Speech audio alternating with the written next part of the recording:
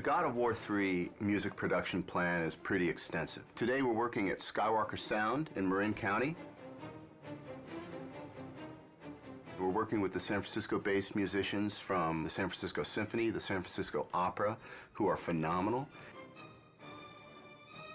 We're really fortunate to be working with legendary engineer Leslie Ann Jones. Tim Davies has orchestrated everything, and he's conducting from the podium. That's pretty sweet. He really knows the music, and he really puts his all into interpreting what the composers are after. Really pointed, and give me that nice pop on the end of each group. Here it is.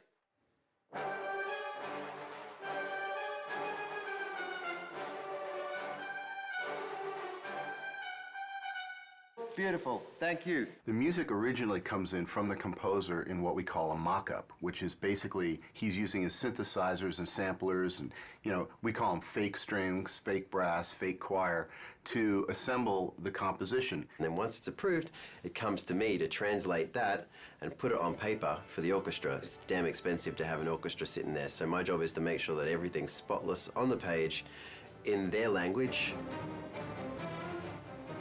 When dealing with an orchestra as a conductor, I think 75% of it is your rapport and how you can interact with the musicians, getting them to do what you want in a highly stressful situation, making it lighthearted enough that no one freaks out, but you got to keep it moving. Give me everything you've got on those crescendos at the end of each phrase.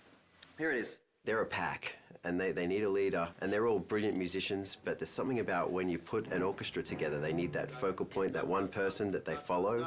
These are pretty nasty swells where you got the flutters and everything. Feel free, if it's going to be smoother, to hit the note and then start the flutter later. Okay, here we go.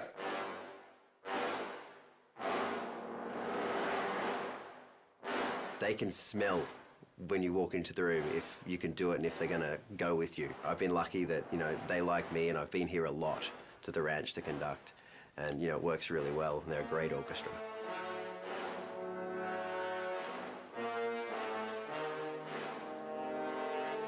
Originally on God of War 1, we had several composers, many of whom have remained with us through the God of War series. And the reason for this is not because one composer wouldn't necessarily be able to compose the whole score. It's because the variety that their different styles bring to the table is actually a tremendous advantage. Why are there 5 composers on this collection? Well, that's a question for somebody else who did the hiring, because I'm sure that any one of us would be quite happy to bump the other ones off and do it all by ourselves. And a different alternate to that answer is... the reason being is because each one of us actually have a very strong voice in how we write and approach music.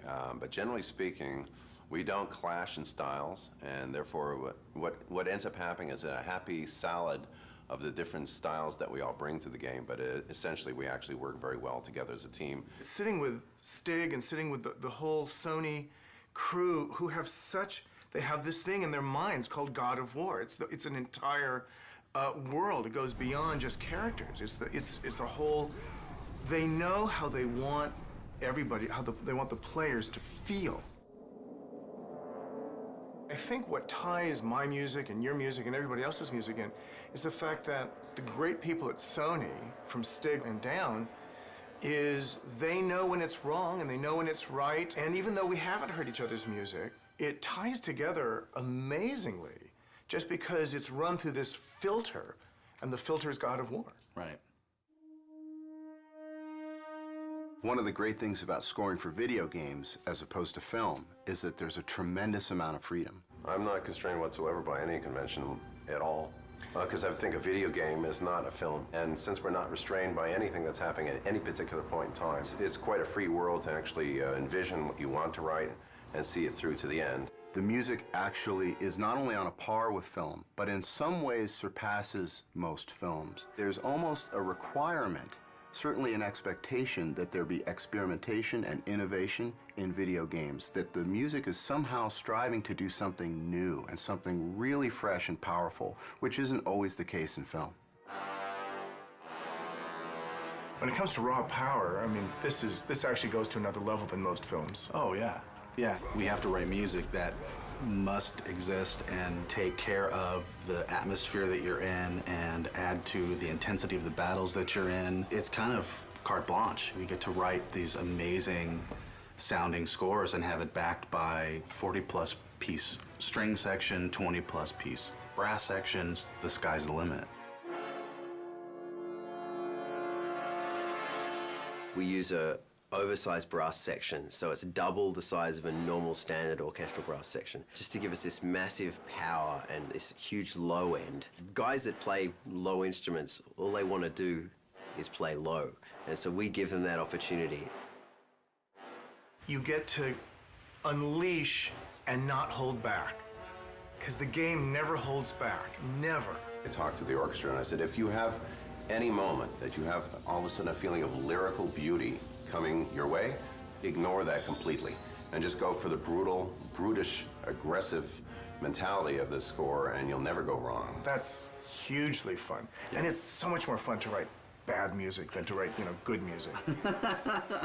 This is one of those games that actually lets you go all the way to the end of how big could it be, how nasty could it be.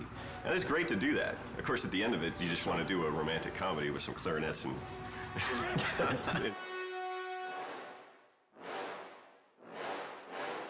That was really good. At least as composers, we're being hired to do what we do, which is write melodic material, aggressive, edgy material that people remember. Think about when we went to go see your favorite movie as a kid, and you walk out humming the theme, and you want to buy the soundtrack because it's such a great part of the experience, and that's what we're trying to do. Is to get people to buy the soundtrack to God's War 3. Yeah, I forgot. Good point. We did just go down to the studio, and we saw where the game's at, and the game, as you probably have just played through to unlock this video, is amazing.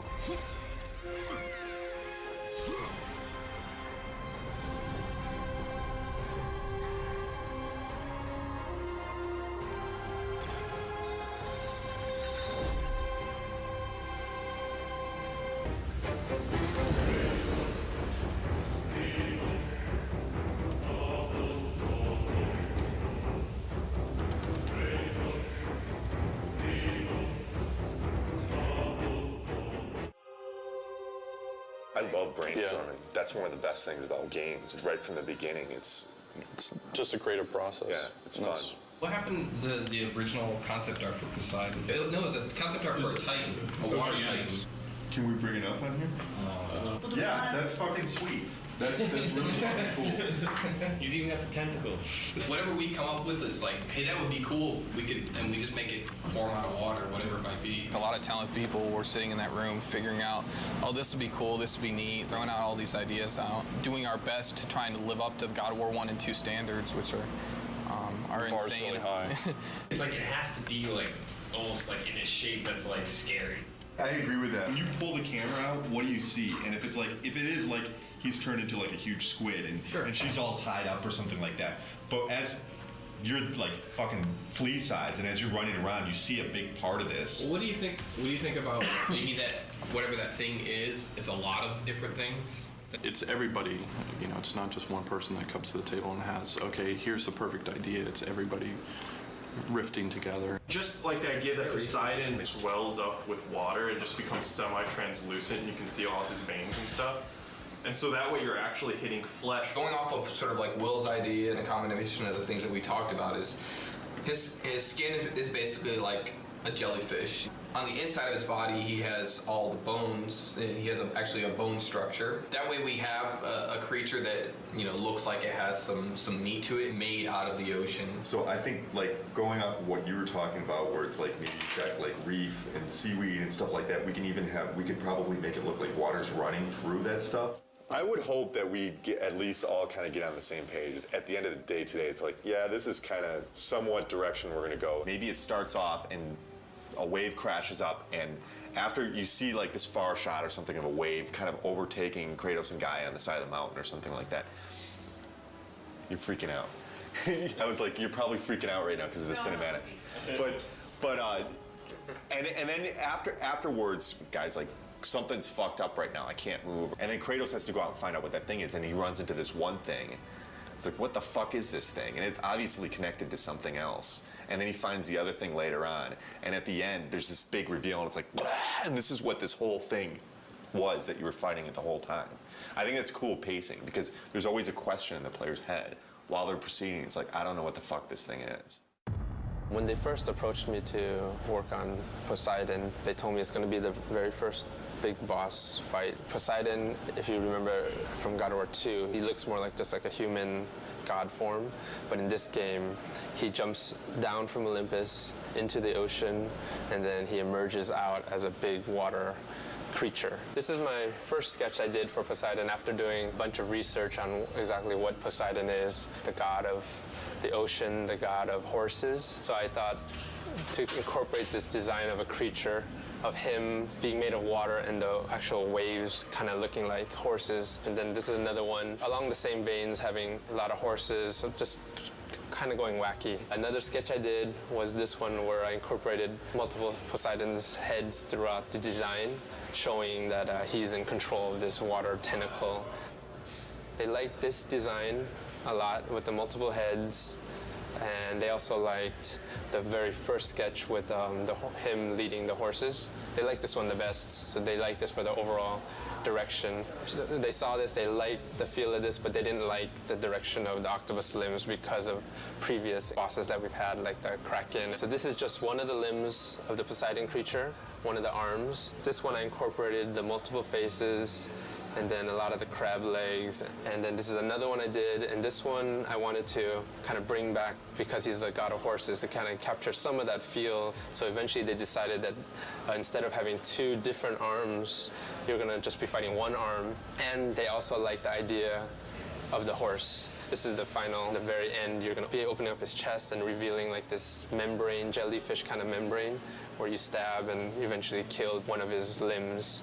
It's later going to be revealed to you that the whole time you've been only fighting one of his limbs right here. It's going to be a really cool, big moment in the game. Turnarounds are looking pretty nice. Today I'm going to be having an art review. We're getting to the completion of one of the Poseidon's limbs, so I'm working on the turnarounds now. Get the animators up here and make sure that those limbs, the front limbs, are not too long for him. Like, he'd have to raise it up so high. To get you right below, he'd have to be, like, basically have his arms way up like this and be going down like that, and that's probably going to look a little silly. Let's have Andy finish this up. But, Andy, can you save off a version of what you have right now so Adam can go over it with Bruno? And just keep on getting me up here to look at it. Cool? Thanks, man. Thanks, guys. So we just had the review. It went well. They liked the direction, and I think a lot of it because before this is the view they've always seen, but they've never seen the front view. So for them to be able to see the front view and to see how the shape, the silhouette actually makes a trident shape, they really like that idea. I just have to finish this up. I'll probably finish it up today, and it'll be given to the modelers from there. First time I heard about Poseidon creature was 6 months or so ago, and I heard we're gonna have a few of these huge Titan battles. This was the initial concept that was given to us. Things have changed proportionally for it to work right on screen, but it generally has the same feel. I still have a lot of sculpting left on this guy. A lot of this is just like the first pass. So right now I have more just the overall feel of it. Here's Kratos. He's pretty small compared to this guy. So I brought him in here just so I could have an idea of how big he's gonna be. So when it comes to details, how high res this character has to be. So you can see him, he's tiny. I just want you guys to go over and check it out before I start making all the rocks for his face, So yeah, I think it's good. Can we make sure that we're getting like some of this smaller detail like spread out over him as well? Okay. Can I see the scales on the back? Oh yeah. It's really fucking cool. Poseidon looks to be challenging for every department because it's so complicated. When I first saw the concept, really, I kind of looked at it and was like, what the hell are you guys doing? But that's pretty much what I say every time I see one of these crazy concepts anyway. You just go to your desk and beat your head against the table and figure out how the hell you're going to pull it off. Poseidon definitely falls into that class of one of those kind of surprises that I know is coming down the pipe. A lot of water, and that's kind of one of my worries because making good water is hard. We have to start off God of War 3 with a bang, and that's Poseidon.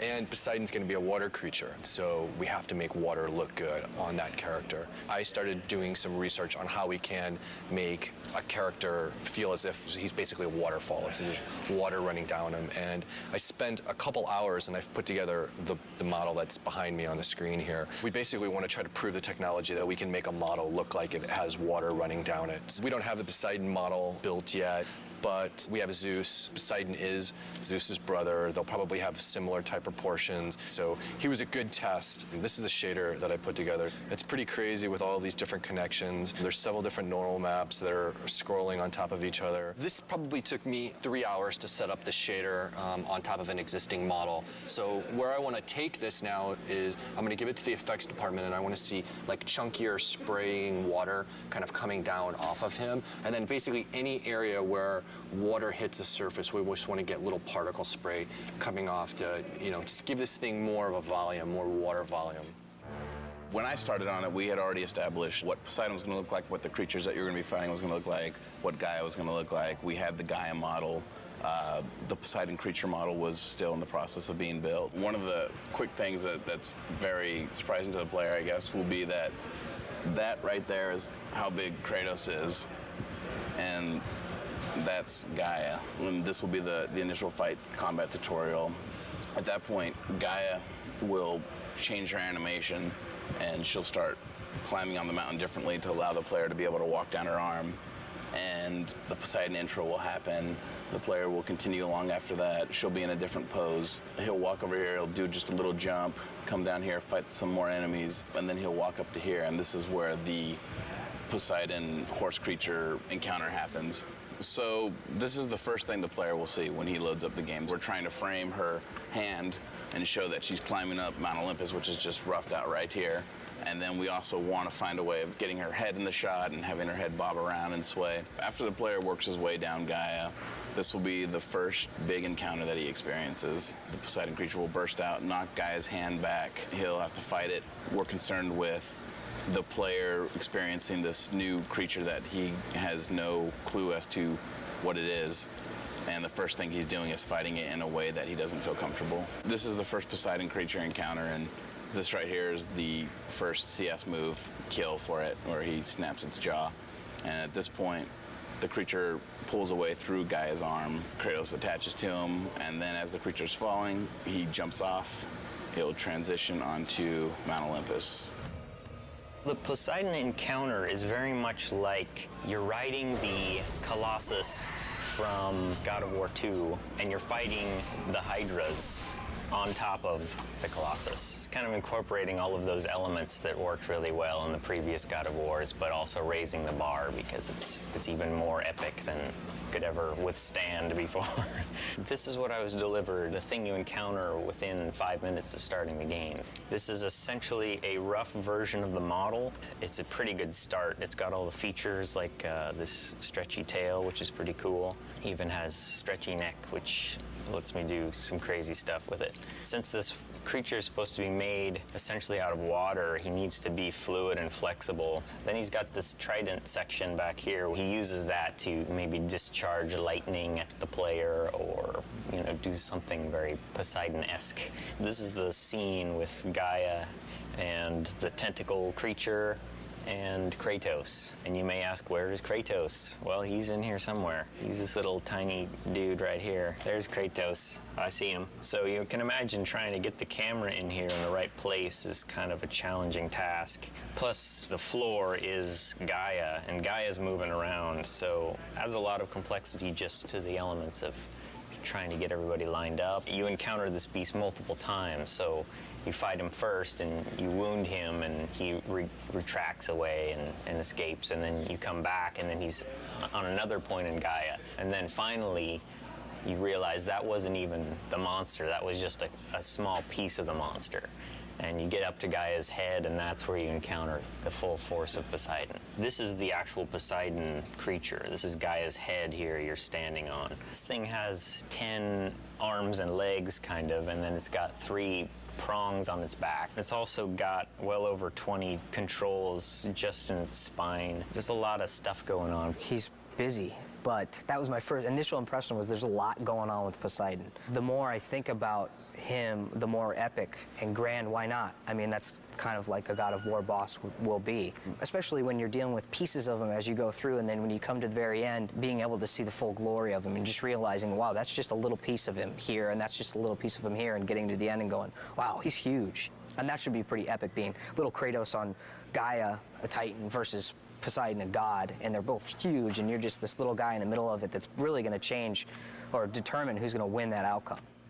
Michael and I have been working on the Poseidon boss battle for a couple months now, and we've been working through the progression for the whole fight, working with Justin as well on the level design side. We're trying to get the whole layout so we have a bare bones skeleton of how things progress. It goes back and forth to have an interesting pace to the beginning of the game. We're in the first encounter of the Poseidon boss fight. We've already seen the creature come out. Poseidon boss battle is definitely something we haven't done before. There is concern, but I wouldn't be happy if we weren't concerned. There's no challenge there. And what we want to do is make something that really surprises people and really gets people excited about the game. This is the initial CS move, the first CS move you do in God of War 3. Kratos is going to wrap his chains around the bottom jaw of the Poseidon creature and then eventually rip the jaw off completely. It's better than over here, which was the initial placement.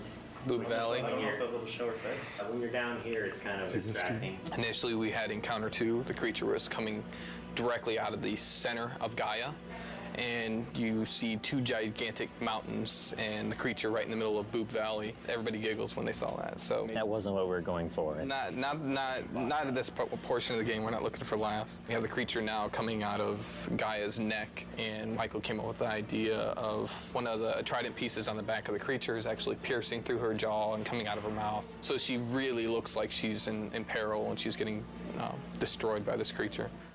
From the get-go, I came up with the idea of doing the first-person kill and giving a new perspective on Kratos' kill sequences, and Michael took the idea and ran with it. When you defeat Poseidon as his horrible watery self, you corner him down here in his humanoid form, and that's when you have to kill him off. Immediately, everybody was just like sold once they saw it in game. Yeah. There was a lot of skeptics too. It worked. Kratos is not so good at making friends, but he's good at killing people.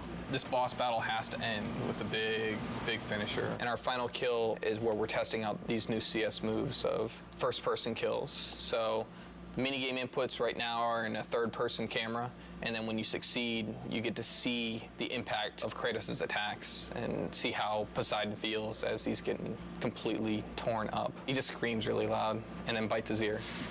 It's more of a nibble than a bite. So last time we checked him out, it was just the grayscale high-res ZBrush version, and I believe the low poly version as well. So since then, we've messed with water technology stuff, trying to make it look more like water's flowing through him. Help from like our art director, Ken, and other people trying to make the water look good. Generally though, water's pretty hard to do. It's just a combination of normal maps that scroll, like we take UVs and have them scroll, as well as parallax maps, which add the distortion, which makes it feel like it's a little deeper. After we do all the fights, get it designed, and seeing what you really see and what you really don't, and then we might have to adjust stuff from there, you know? Poseidon is doing well right now. We've been working on it for I don't know how many months, but where we are right now is every part of the boss fight and every part of the level has a first pass right now. It's in, it's functioning. I could hand you a controller and you can play through it. Tuning-wise, it might be too hard. The animations might be placeholder, but it's there. And we have people internally play testing it. So there's people who around here picked up the controller, played it, and been like, oh, wow, this sucks, or this is awesome. And then we keep tuning it and playing around with it to that. We have meetings every week now, so we constantly see how much there is to do. And I mean, it's close as far as gameplay-wise. It's all there. But doing stuff on the Titans is proven to be very challenging. So things that would usually take 5 minutes take 2 hours. All things considered, all the crazy shit we're doing in there, we've had to make hardly any, if any, concessions, which is pretty amazing because the scope of this thing is just huge. This is when we finally get the reveal of Poseidon in his big, giant, epic form. So you find out that these creatures you're fighting are just part of this one, basically the ocean pulled up to Mount Olympus. Oh, Poseidon's broken. There you go. That's how you know it's in development. In development. And the water's supposed to be moving here and all that. He's got no arms. He's got no arms. You know, we have to polish this. We have to make this robust and bug-free, that's the really scary part. But it's getting there.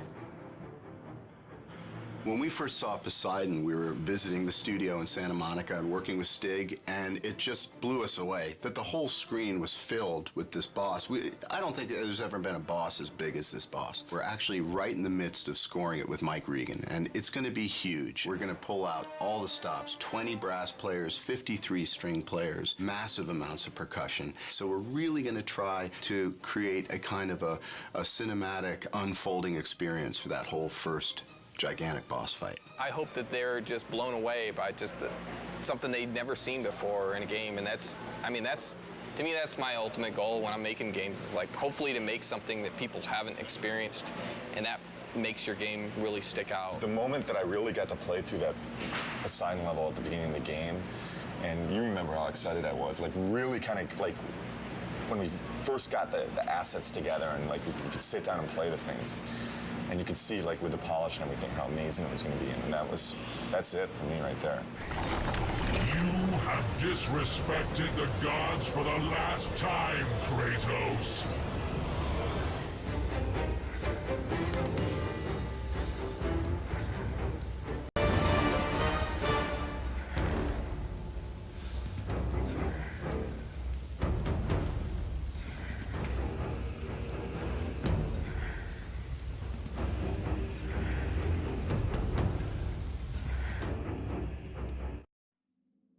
The programmer's role in the game is to help make everything a reality. We make tools that allow the designers and artists to actually make the game. If the designers want to do something or the artists want to do something, if they're smart, they'll consult us and ask, can we do this? And often we'll say no, and then they'll say we want to do it, and then we'll have to do it. You give it to them, they give it to you, say what's wrong, then you give it back to them a little bit different, and then they say no, no, no. Designers are pretty modest in their requirements. Designers are artists. They want the world. The biggest challenge we face for this round of the game is content. The amount of content we need to put into a PS3 game is just order of magnitude bigger than we had to put into a PS2 game. And to drive that content around the studio, we just face, massive challenges. We've got a little line emitter here, and it's got these particles, and it squirts them out to the right. And they get to a certain age, and they die. And one of the things we can do is we can change color of the particle over its lifespan. Starting from bottom to top, these particles start off blue, then go green, then turn red. Now, if I was an artist, I'd make them go like orange to black to whatever to express the effect that they want to. For me, I'm a programmer, so the nice, simple programmer graphics, nice, bright, solid, simple colors so that I can see when things go wrong. If I run this within Maya, then it runs the tool code that I wrote, which is this stuff, to display on the dev kit. And hopefully, so you can see, they're never going to create anything quite like this because this is horrendous programmer stuff, but they'll take this tech and what they'll do is they'll make fire pots or lava that flows. Anything that's best rendered by creating lots of little primitives and moving them all en masse in slightly different ways that aren't just pre-baked. This is the soul tech. These are Hades' souls swimming down the river Styx. Right now they're above the river Styx, so I can see them all because the river Styx hasn't been properly watered yet. It was my task here to get them to follow the river along a bendy spline path and then ultimately to attack you. But I haven't done that part yet. Right now I'm just at the basic stage of getting them to swim down the river.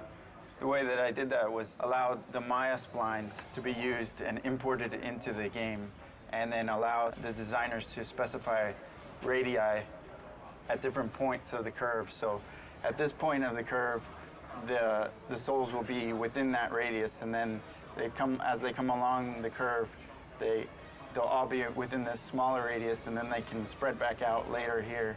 And This is placed within the canyon just by the file structure. This loop here handles every soul. It updates all 30 of them.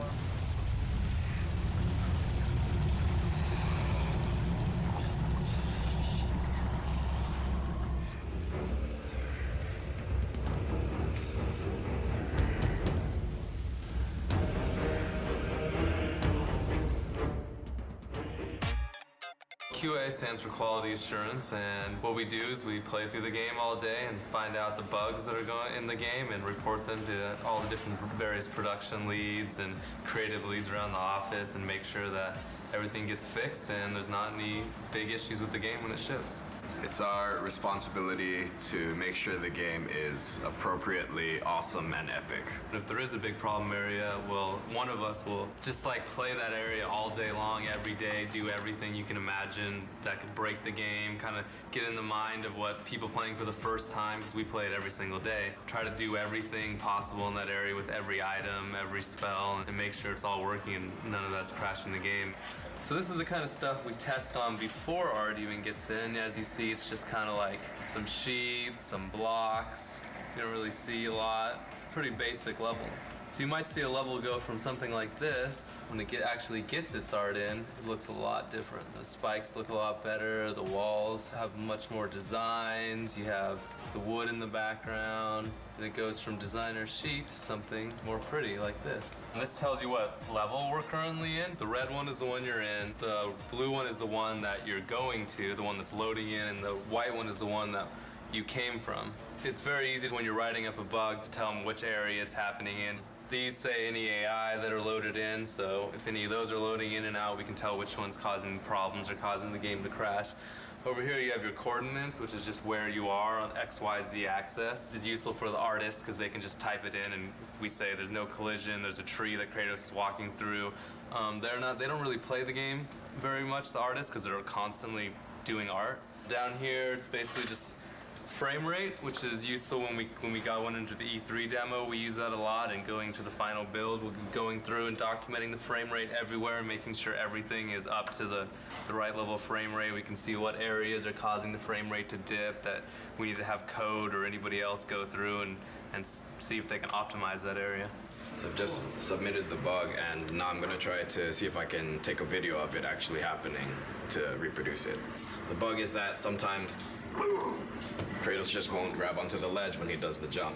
And the bugs are assigned to different priorities, and certain ones we refer to as progression stoppers, which means that if a player were to run into this bug playing through the game, they would be unable to continue. And we categorize that as an A bug. It's the absolute highest priority. So I have to make very sure that the designer gets this particular bug so that they're able to fix it, because it's very, very serious. We get as many as 100 to 200 bugs per day during certain phases of production.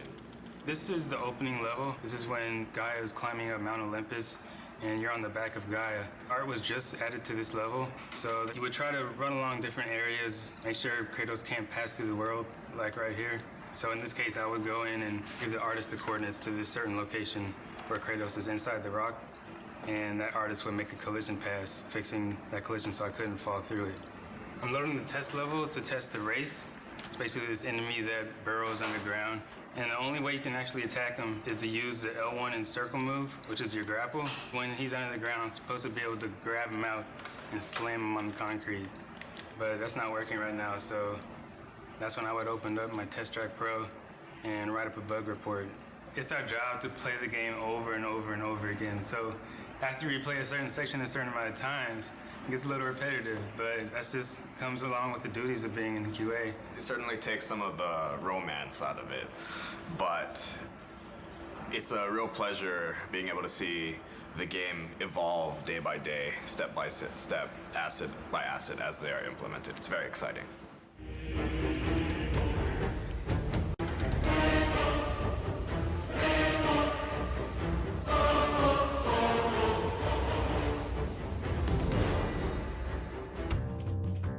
Not quite artists, close, but not quite.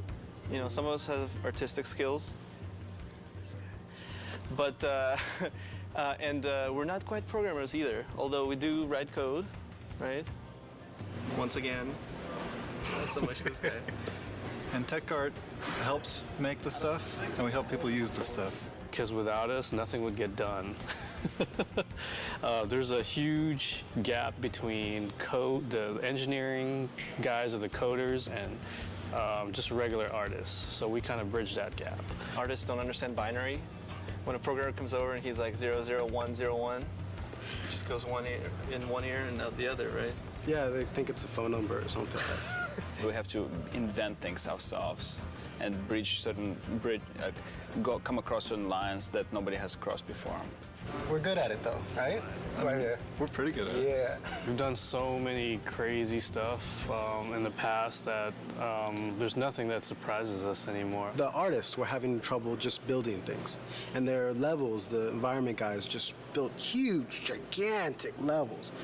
Bigger than this guy. Yes. And the levels themselves, they just get really big, and they'd only be working on a small section of it, just a little portion. And I wrote a tool that lets them pick which parts they want to use and export just that as a level. And to get that, they just came to me with a problem.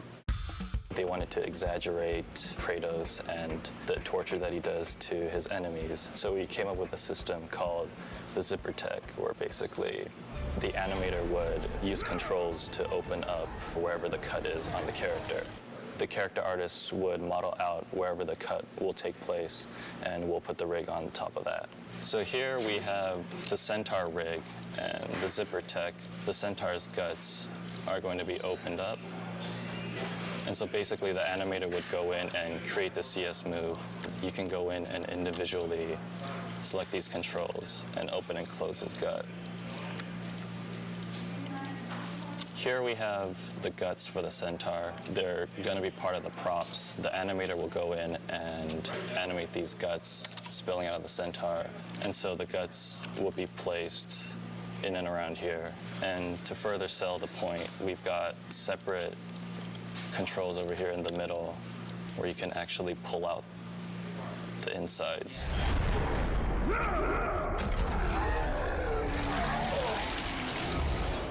From God of War 2 to God of War 3, we've used dynamic simulation more and more to do more secondary animations on the characters, whereas before on the previous games, the hair would be stiff or the cloth would be stiff. They would be kind of modeled into the creatures. Now we're actually adding motion to those pieces, so you will see hair kind of moving, you'll see cloth kind of moving. Towards the end of the previous game, I, in collaboration with Jason Minters, had created this dynamic system that uses the Maya hair system to drive a series of joints. So as you can see, each of the snakes on her head are independently moving. The animator did not have to individually pose all of these animations, but they have control over the physics so that they can get it to get into a pose that they want, but still when the character moves around, you'll see how the snakes will flow backwards when she goes forwards. It responds to movement, so it improves a lot of the workflow for the animators. It's pretty rewarding to see as characters go from our department through the rest of the pipeline and then come back and actually see it in the game.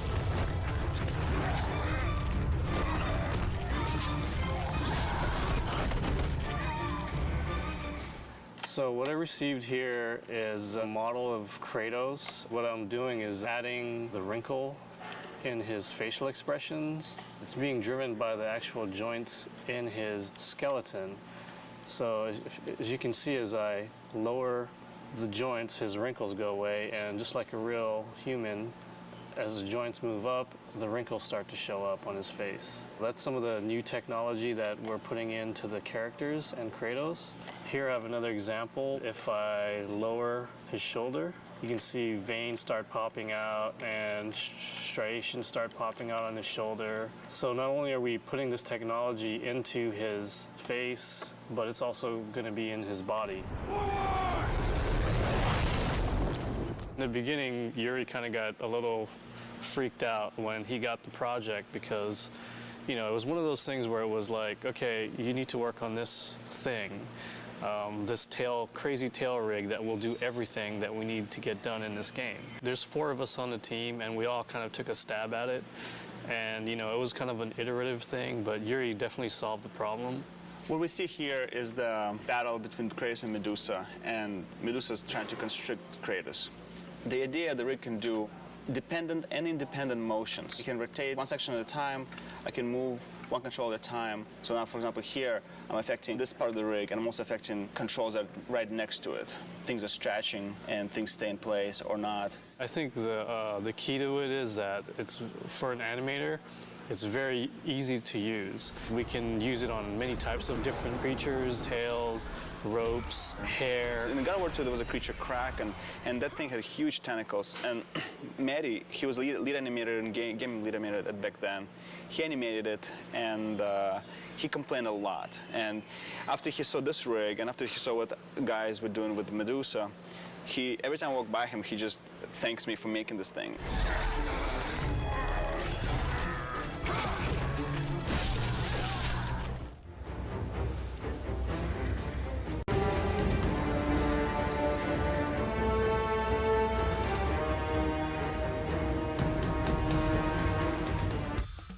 UI is user interface, anything that's not game related, so menus and meters and combo numbers and all that good stuff. The hallmark of a good UI, I would say, is making sure that when the player goes through the menus, that they're able to navigate pretty easily and understand where everything is. And when instructions come up, we want to make sure that they're there and they're clear and they're obvious, but they don't kind of interfere with the gameplay.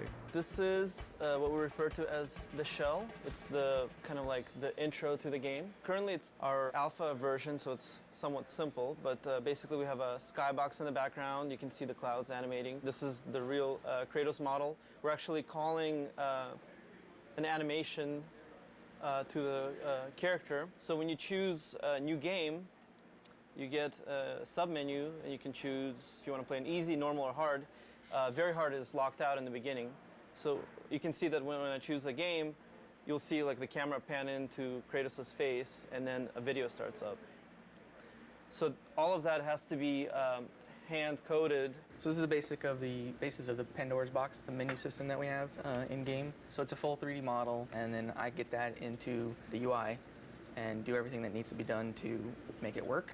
So tag it with all the tags it needs, text elements, things like that. So all these kind of proxy quads we have in here all represent a line of text that shows up in the game. We pretty much start off on this demon face side, and we zoom up real close to frame it so that it's kind of more 2D looking. This would be the power-up menu. So you go to this menu and you upgrade your weapons, and you're able to kind of zoom into the models and rotate them around. At least that's what we're hoping. So we won't make it for alpha, but we're gonna shoot for beta. You can swap between menus by hitting R1 and L1, and that rotates the camera around the box to another side, and then we frame another side of the box and put information for like the items menu. So this is the items menu. Top of the box is the status screen, so that's how many kills you have and all that good stuff. And then we push through into the box to get to the moves list. And then it goes in kind of like this cycle, so you can cycle through all of these menus in order. So pretty much what you're seeing here is the Pandora's box, and then from here you go, you swap to other screens, and we have all these kind of cool little animations going on. And eventually inside of these screens there'll be much more ancillary animations and things going on. This time around, for God of War 3 anyways, we completely switched our system up. This time it's all 3D. The same shaders that we put on game objects we use in the UI. So it opens up a whole new avenue of what we can do. It also opens up a whole new set of problems. So most definitely. Some of the problems we ran into creating the shell is using the character animation system that we have developed to animate the parts of the shell, specifically the menus. Surprisingly enough, it doesn't work that well. It works well for characters, but not well for the stuff that we need to do. So we had to add a lot of new tech to the system in order to get it working. Richard's pretty new to the UI. I mean, Richard's been here for a while at the studio, but he's just recently started helping me with the UI stuff, and so having him as a second set of eyes for this whole system has been really helpful.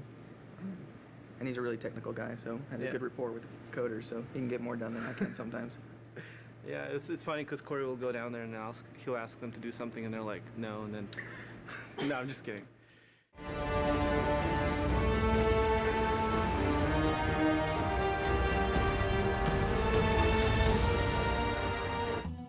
We're kind of the bridge between the ideas that Stig and the designers come up with and different 3D departments. We help visualize it on paper, painting it up, drawing it up in 2D, and then they take that and actually make the assets for the game. You have to come up with cool design with limited of time. The design also has to make sense to the art director, game director, the lead artist.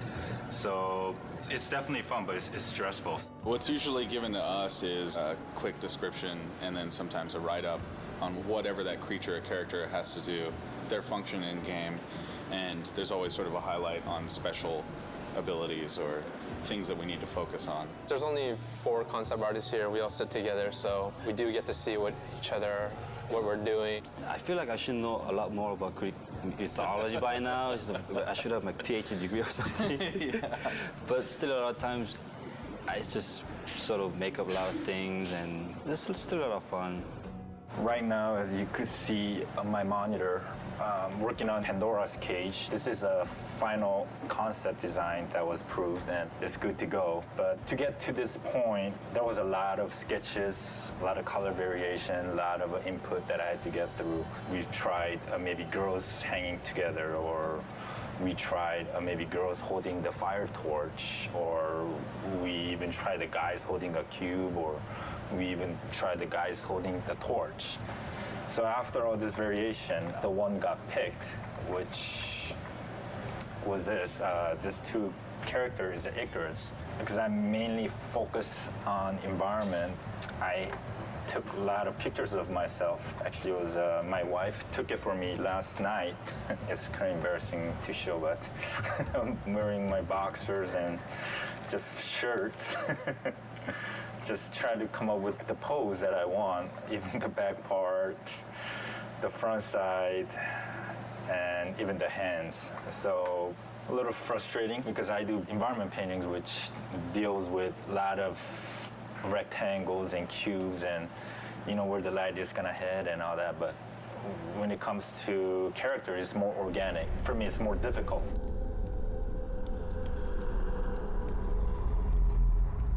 Is Palace for the Gods. These are the basic thumbnails I showed to director.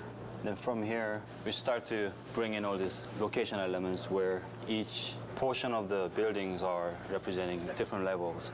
It's not just figuring out the entire look of the place. I also have to figure out how each sections are connected.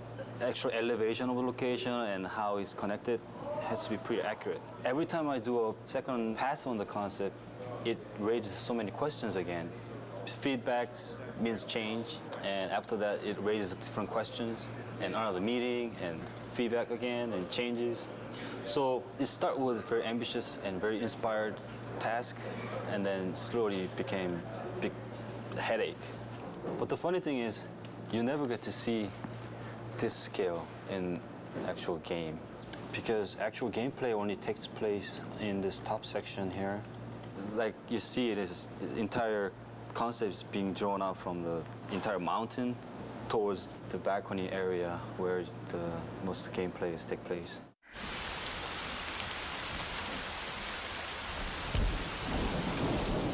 One of my most favorite tasks was to create Aphrodite, the goddess of love. My chore, as it were, was to create the most beautiful woman that ever existed in Greek mythology.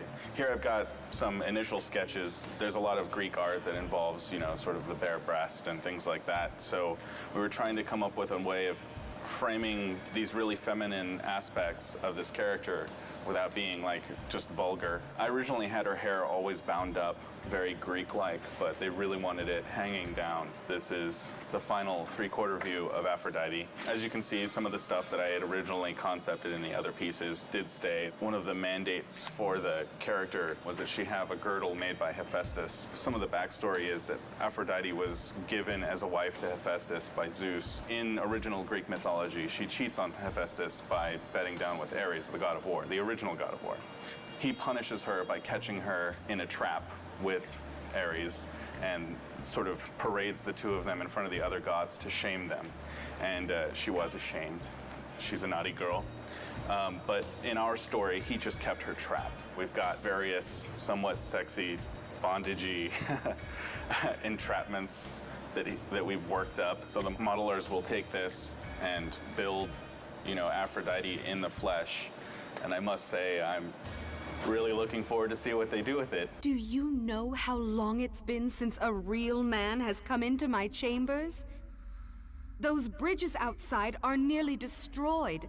Zeus refuses to have that stupid mortal Daedalus stop working on his precious labyrinth to fix them.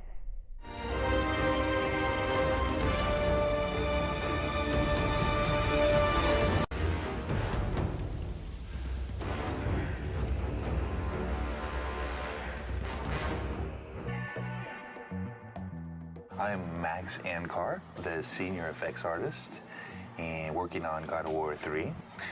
This is my new helper or friend.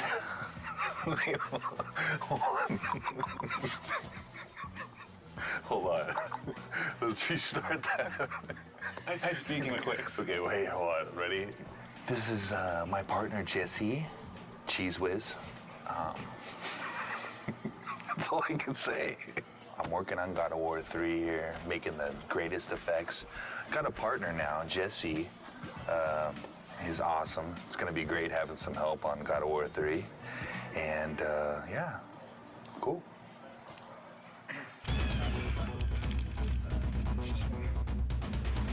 I looked on the internet and find out all these different movie special effects, kind of duplicated what they did. We filmed the blood in the idea that maybe we could use some of it for textures.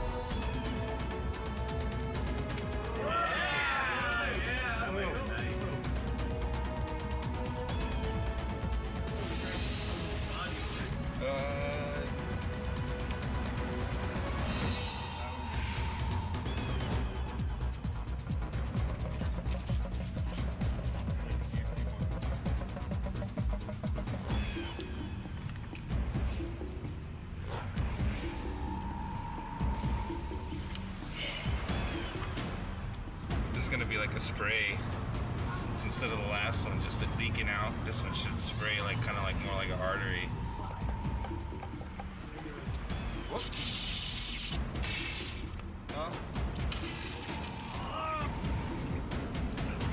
Oh, that's pretty great. Yeah. And what we found out, the simplest one was just like kind of like a water bottle with filled up with movie blood, and that kind of gave them almost best squirting effect out of all the blood. I think we got some good blood today. I know my partner here, Jesse, sacrificed a lot to help out. He donated the blood for us, and I'm really glad we had Jesse here to help us out. He's sweet. Yeah, Jesse's really, sorry. Jesse, watch out, okay? Thank you. We used a couple little parts of it right here. This is the film blood. You got a series of images that you rendered out. You put those on the polygonal cards, and that's what you're throwing out of the particle system, basically, or splatting on the ground. That's kind of what's going around in the game, is the little blood splatters when Kratos gets hit or enemies get hit.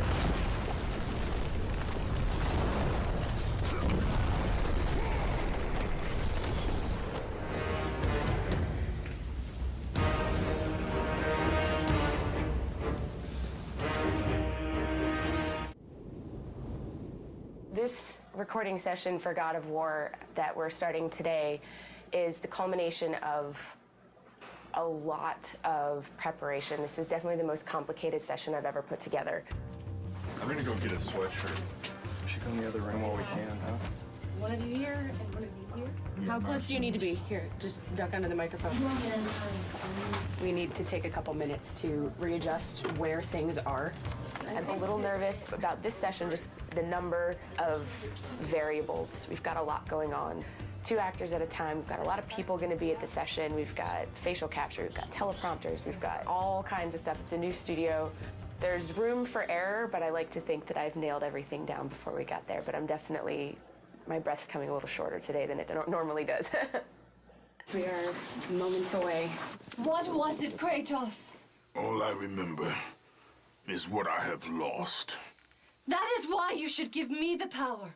I understand its true meaning and My character, I like to think of her as she thinks she's doing something good, but in reality, she's trying to take over the world. Kratos, she is the key to our revenge. I trust you to do the right thing, Kratos. You shouldn't. Kratos, I found out, is a piece of me that I kind of didn't know existed. It's kind of a dark side that it really is fun getting a chance to explore. I delivered your revenge on Zeus. My vengeance ends now. I owe you nothing!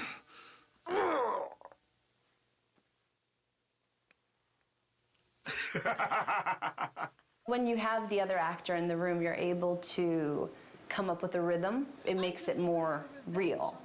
I really, really like it. It gives you a chance to play off of what the other person is doing as opposed to doing it by yourself. We're getting so much from this performance that we wouldn't normally get. I'm totally stoked about it right now. You owe me this, Kratos. I owe you nothing! Bravo. That's perfect. Awesome. Excellent. That was it. That was it. I knew you'd come back. I've never worked with the prompters, and it's really freeing for the actor because, you know, you're looking straight ahead instead of always, you know, face down in the page, and it's really a cool experience. Find the labyrinth. Ah! Ah! Please help, Kratos! One of my favorite things to do is scream. I really, I don't know why. Maybe, no, I don't know why. I saw Zeus torture my father. I just try really a simple approach to it. It's bringing those words into your character and actually thinking a thought before it. It makes it more real. They called me a monster. Beautiful. Natalie was new. We had never worked with her before. She was an ace. She totally knocked it out of the park. Many more variables than a normal voiceover session for a game today, and it went very, very well. I'm happy with how today turned out. Phenomenal. Phenom. That's all that really matters is Stig is happy, and if Stig's happy, we're all happy. Yeah. Who is Hercules? Well, it was me for 7 years on TV, so this is a whole different look. I didn't quite have that look. I had kind of more gear on, and I didn't weigh, 4,000 pounds. This guy's like about 12 feet tall. They called them labors. Ha! There you go. That was good. That was really good. Yeah. Kevin Sorbo was obviously an easy choice because he's Hercules, but not necessarily in terms of the way that he's played Hercules in the past, a little bit of a departure. Can we get, but this kind of brother, Yeah, more intense. Seething. But this time, brother, this time I will destroy you. That's good. In this game, he's a much darker brute. He's not the brightest light bulb out there, but at the same time, when it comes to war, he's brilliant. The direction is more pissed. Okay. As pissed as you can get. The most valuable I can be is to take what the creator of the game has been imagining and seeing on paper for a long time and bringing it to life with the voice, and trying to find different ways to get to actors to achieve what he wants to do. Try one thing, if you would, Kevin. Yeah. Take the breath after stables, and then you can finish off the phrase. Okay. The most frustrating thing about doing voiceover is the amount of time you've got to do each line. You've got to repeat it, but you've got to also do it in so many different ways, so many different inflections, and you end up losing your voice. Have you not killed enough of your family? That's a good. Good. That's very good. It was a slam dunk. He really brought a passion to the character. He was very professional. His voice was kind of running out. That's when he gave some of his best stuff. Fantastic. Beautiful. Fantastic. Thank you. It wasn't the same Hercules, not even close to it. So it was a darker and more sinister person and a more evil person to deal with and play. But from my standpoint, it was a lot of fun. It's the way to start. New day of recording. Very excited about it. Today we're doing Rip Torn and Malcolm McDowell. The game's based on Greek mythology. This guy's like the Smith god, and he's like... Always the Vulcan. Yes, exactly. The Roman name for Hephaestus is Vulcan. He's the god of fire, and he's a great blacksmith.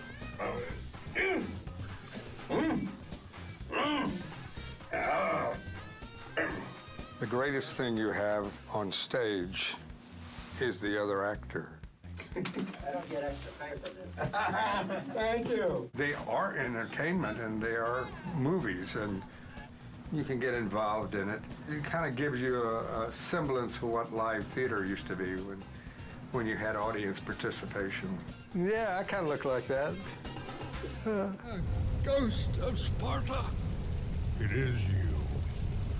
Well, well, well. I thought Zeus would have killed you by now.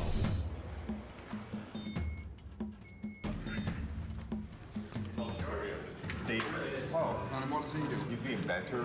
He also created the labyrinth. Labyrinth? Oh, wow. And where is the golf course? It's really cool. Eat lunch with Malcolm McDowell. You can't beat that. The ice storm, that will give me the power to bring my son back to me. Where is my boy? That's awesome. You bastards! That was awesome. We need one for coverage, but that was We want to protect it with one more, please. Oh, we're not gonna go protecting all these takes, are we? Yeah, Don't we tell are. me we're gonna do 2 fucking takes. Why don't you just use a bit of proper tape? Why do we have to do 2 takes of everything? Well, because we Not for protection. Yeah. Oh, come on. Let us listen to it. That's nonsense. And we're going to listen to one line and be right with you. Okay. You don't mind, right? Because it's really, if I'm in a jag and it's going, it's going. I hear you.